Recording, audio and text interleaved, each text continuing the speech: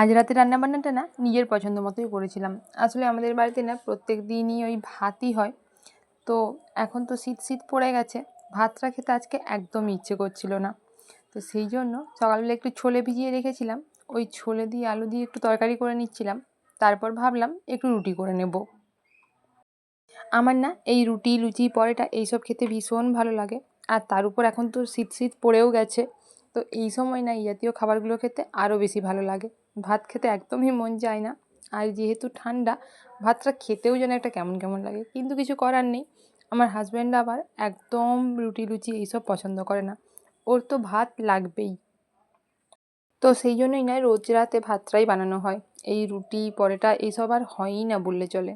কিন্তু আজকে যেহেতু ছোলের তরকারি করেছিলাম, তাই ভেবেছিলাম আজকে একটু রুটি বানাবো।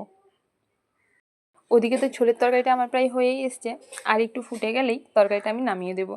আর এইদিকে আমি আগে থেকেই না একটু আটা মেখে রেখেছিলাম, তো সেগুলোরই এখন আমি লেচি কেটে রুটি বানিয়ে নিচ্ছি। আচ্ছা, তোমাদের কোনটা ভালো লাগে, রুটি না ভাত? কমেন্টে জানিও কিন্তু।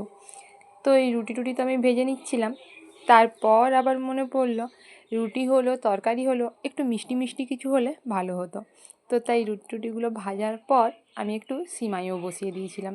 এই দেখো সিমুইটাও আমার প্রায় হয়ে এসছে। একটার পর একটা রান্না করতে করতে না বেশ খানিকটা দেরি হয়ে গিয়েছিল, আর রাতে খাওয়ারও সময় হয়ে গিয়েছিল। তাই ভাবলাম হয়েই যখন গেছে, এবার খাবারটাও খেয়ে নেওয়া যাক।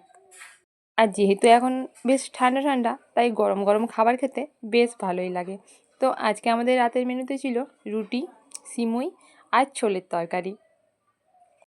রাতের ডিনারে এইরকম একটা প্লেট কার কার পছন্দ অবশ্যই কমেন্ট করে জানিও। আর আজকে আমার ডিনারের মেনুটা কেমন লাগলো সেটাও কমেন্ট করে জানিও। তো চলো, আজকের ভিডিওটা এখানেই শেষ করছি।